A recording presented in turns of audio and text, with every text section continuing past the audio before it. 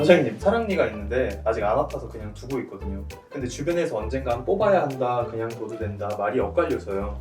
사실 사랑니는 무조건 뽑아야 한다는 것은 아니고 안 아프면 그냥 둬도 된다도 아니에요. 뽑을지 말지는 사랑니의 방향이랑 위치, 주변 치아에 영향을 주는지 여부에 따라서 달라지거든요. 오늘은 그 기준부터 실제 발치 과정, 회복까지 정확하게 짚어드릴게요. 안 아프면 그냥 둬도 되는 거 아닌가요? 주변에 멀쩡히 사는 분들도 계시던데. 사랑니가 있다고 해서 다 뽑아야 하는 것은 아니에요. 완전히 올라와서 정상적으로 맞물리고 위생관리도 잘 된다면 굳이 뽑을 필요가 없어요. 문제는 매복된 경우예요. 사랑니가 비스듬하게 누워있거나 반쯤 덮여있으면 옆치아를 조금씩 밀거나 잇몸 틈새에 세균이 쌓여 염증이 반복됩니다. 이 상태를 오래 방치하면 옆치아까지 손상되는 경우도 있어요.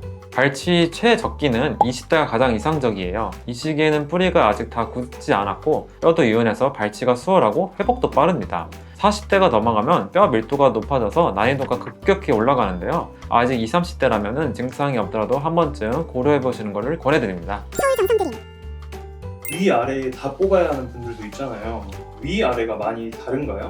위 사랑니는 보통 구조가 단순하고 뼈도 무른 편이라 절개 없이 비교적 간단하게 발치되는 경우가 많아요. 반면 아래 사랑니는 이야기 조금 다른데요. 아래 사랑니 바로 옆에 하치조 신경이 지나가는데 이 신경이 아래 입술이랑 턱 감각을 담당해요. 사랑니가 이 신경과 가깝게 위치하면 발치 과정에서 일시적인 감각 이상이 생길 수 있어서 더 세심하게 접근해야 합니다. 그래서 발치 전에 파노라마 엑스레이를 꼭 찍는 거예요. 사랑니의 방향, 뿌리 형태, 신경과의 거리를 정확히 확인해야 올바른 사랑니 발치 계획을 세울 수 있거든요. 위아래 다 있다고 해서 같은 난이도라고 볼 수는 없습니다. 뽑고 나서 얼굴이 엄청 부어서 며칠씩 고생한다는 분들이 많던데 실제로 얼마나 붓고 회복은 얼마나 걸리는 걸까요? 붓기는 보통 발치 후에 2, 3일째 피크예요. 발치 당일부터 서서히 붓기 시작해서 이틀째 가장 심한 경우가 많고 4, 5일째부터 빠지기 시작해요. 대부분 일주일 전후로 일상생활에 복귀할 수 있습니다. 붓기 관리는 냉찜질과 온찜질 구분이 가장 중요해요. 수술 당일에는 냉찜질을 20분씩 반복해주세요. 염증과 붓기를 억제하는 데 크게 도움이 됩니다. 다음 날부터는 온찜질로 전환해서 혈액순환을 도와주는 게 효과적이에요. 회복 기간 중 음주, 흡연, 격렬한 운동은 피해주세요. 혈관이 확장되면서 붓기가 더 심해지고 출혈 위험도 올라오거든요. 직장인이나 학생분들은 금요일에 발치하시면 주말 동안 쉬면서 회복할 수 있어서 편리해요.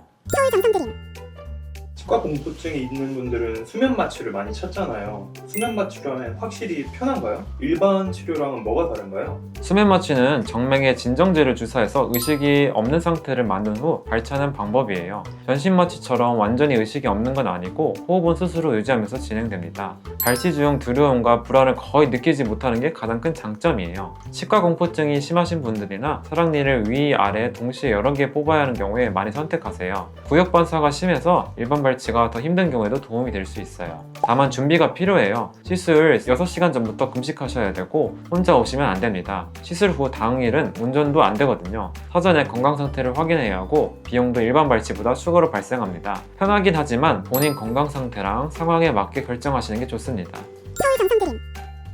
발치 후에 밥도 못 먹는다고 하던데 어떤 음식을 먹고 얼마 동안 조심해야 될까요? 발치 당일은 차갑고 부드러운 음식이 좋아요. 아이스크림, 죽, 두부 같은 거요. 뜨거운 음식은 혈관을 확장시켜서 출혈이 생길 수 있어서 피하셔야 합니다. 특히 빨대는 절대 사용해서는 안 되는데요. 빨대를 쓰면 입안에 음압이 생기는데 그게 발치 자리에 생긴 혈전을 떼어냅니다. 그 혈전이 없어지면 뼈가 그대로 노출되는 드라이 소켓이라는 것이 생기는데요. 통증이 굉장히 심하거든요. 2, 3일째부터는 반대쪽으로 씹어가며 조금씩 일반 식사가 가능합니다. 실밥을 제거하는 일주일 이후에는 정상 식사가 가능하고요. 회복 기간 내에 음주와 흡연은 피하셔야 해요. 치유를 방해하는 가장 큰 요인이거든요.